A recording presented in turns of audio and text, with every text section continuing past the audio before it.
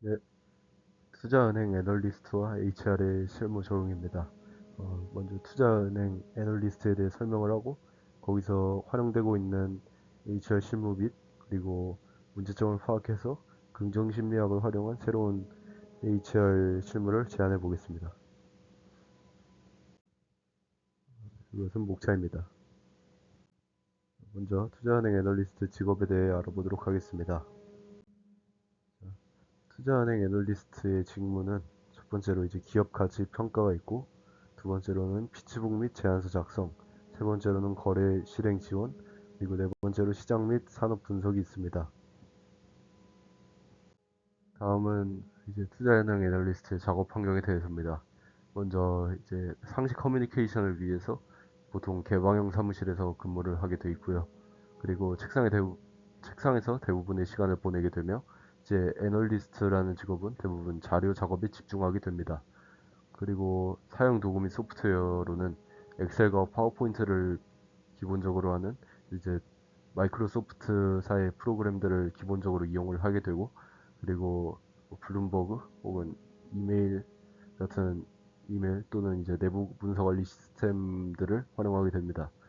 이제 근무 시간은 직업 특성상 매우 긴 근무 시간으로 알려져 있고, 보통 70시간에서 100시간까지 근무를 하게 됩니다.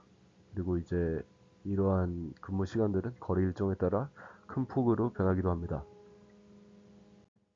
다음은 투자은행 애널리스트의 고용주 유형에 대해서입니다. 먼저 이제 간단하게 두 가지를 알아보자면, 이제 첫 번째로는 글로벌 투자은행이 있습니다. 이제 JP 모건을 비롯한 다양한 글로벌 투자은행들이 있고, 이제 한국에서는 IB 부분이 서울 지점 형태로 보통 존재합니다. 그리고 두 번째로는 국내 증권사, 미래에셋, NH투자증권 등을 비롯한 국내 증권사들입니다. 예, 투자은행 애널리스트에 활용되는 HR 실무에 대해서 알아보도록 하겠습니다. 예, 첫 번째로는 채용입니다. 이제 인턴 전환이 핵심 채널이고, 그리고 정량, 역량, 태도 중심 평가, 해외 투자은행 애널리스트들은 캠퍼스 리크루팅, 커피챗 기술 면접, 국내 증권사에서는 공채와 수시 채용, 그리고 인턴의 실적이 중요합니다. 두 번째는 교육입니다. 입사 직후 집중 온보딩 교육을 받게 되고, 각 팀의 이제 OJT라는 교육의 비중이 압도적입니다. 그리고 글로벌 애널리스트는 이제 애널리스트 프로그램을 운영하게 됩니다. 아니, 그러니까 글로벌 투자은행은 애널리스트 프로그램을 운영하게 됩니다. 그리고 실무자 피드백 중심의 반복 학습 구조를 가지게 됩니다. 그리고 세 번째로는 유지인데, 고강도 업무가 많기 때문에 직업 특성상 이탈이 많아서 보상 승진 그리고 속도 브랜드가 유지 요인입니다. 그리고 이러한 유지를 위해서 워라밸 개선 프로그램을 제공하거나 이제 멘토링 체계를 유지하는 등 이제 그런 것들을 하고 있습니다. 네 번째로는 성과 관리입니다. 이제 성과 관리는 딜 참여도, 작업 정확성, 속도, 팀워크로 보통 평가됩니다. 그리고 정성 평가의 비중이 높습니다. 5번은 보상입니다. 기본급과 성과 보너스 구조를 보통으로 하는데요. 이제 직업의 특성상 보너스 비중이 매우 큽니다. 이제 딜 실적, 개인의 성과에 따라서 이제 변동이 있을 수 있습니다. 6번은 복리후생입니다. 이제 의료보험, 식사, 교통비 등을 지원받게 됩니다. 이제 야근이 많은 특성상 특이하게도 야식이나 택시, 근무식 때까지도 제공을 해주곤 합니다. 휴가 제도도 있긴 하나 이제 실제 사용률은 낮은 편입니다. 세 번째로 그 투자은행이라는 직종과 이제 다른 두 직종 간의 HR 실무를 비교해보고, 투자은행 애널리스트에 대한 HR 실무의 문제점과, 하지만 그럼에도 불구하고 왜 거기서 사용되는 HR 실무가 지금의 형태를 하고 있는지에 대해서 알아보도록 하겠습니다.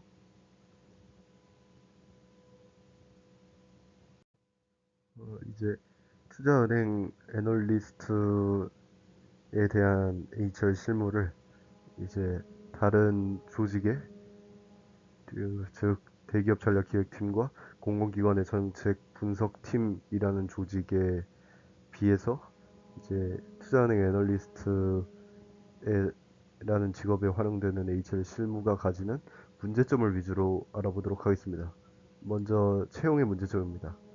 이제 과도한 엘리트 중심, 경쟁 중심 채용이 이루어지고 있고 스펙 위주의 필터링이 강하고 그로 인해서 다양성이 상대적으로 부족합니다. 이제 직업의 특성상 이제 기업의 입장에서 직원이 오래 유지되는 것이 중요하기 때문에 실무 능력보다 체력, 버티는 능력, 배경 중심 선발 경향이 있습니다. 그리고 이제 타 조직 대비 공정성과 투명성, 일관성이 부족합니다.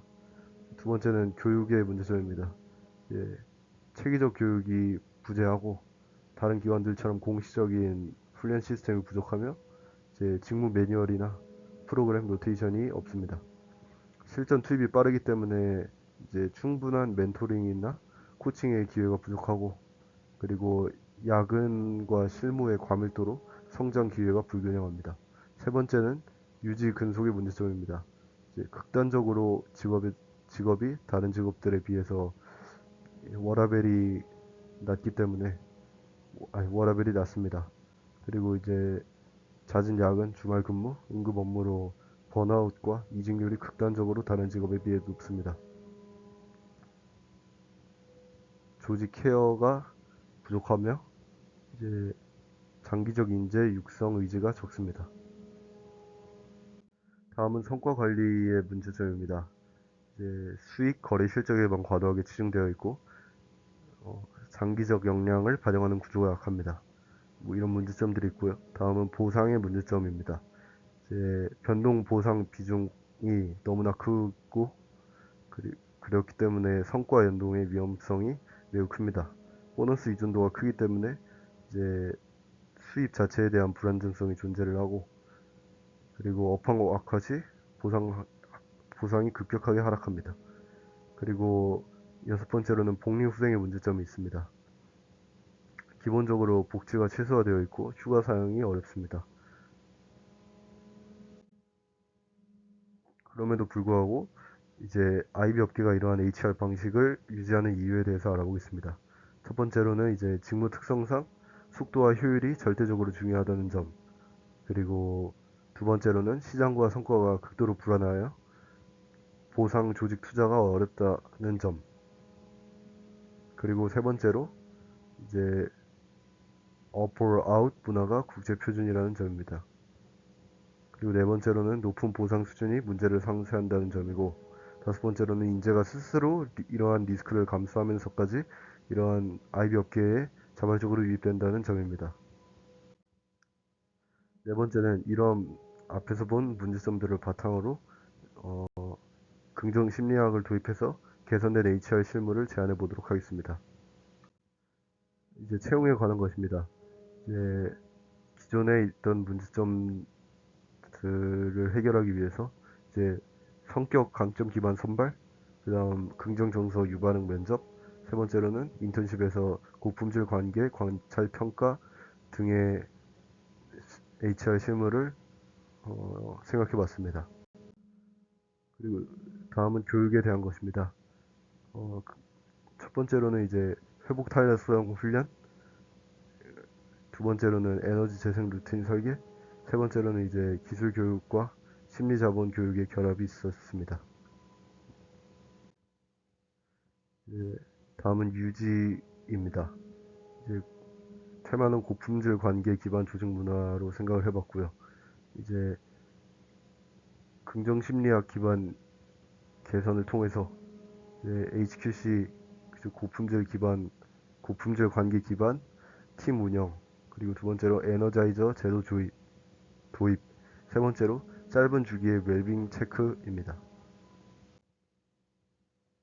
다음은 성과 관리에 대한 것입니다. 첫 번째로는 이제 볼든 앤 빌드 기반 성과 지표를 추가해봤고요. 두 번째로는 긍정적소 기반 피드백 시스템을 이제 생각을 해봤습니다. 그리고 세 번째로는 상사 훈련, 즉 리더십 훈련을 생각을 해봤습니다. 그리고 보상에 대한 것입니다. 첫 번째로는 강점 기반 행동, 보상 항목을 신설하는 것. 두 번째로는 이제 조직원들의 내적 보상을 강화해주는 것들에 대해서 생각을 해봤습니다. 마지막으로 이제 복리 후생에 대한 것을 생각을 해봤습니다.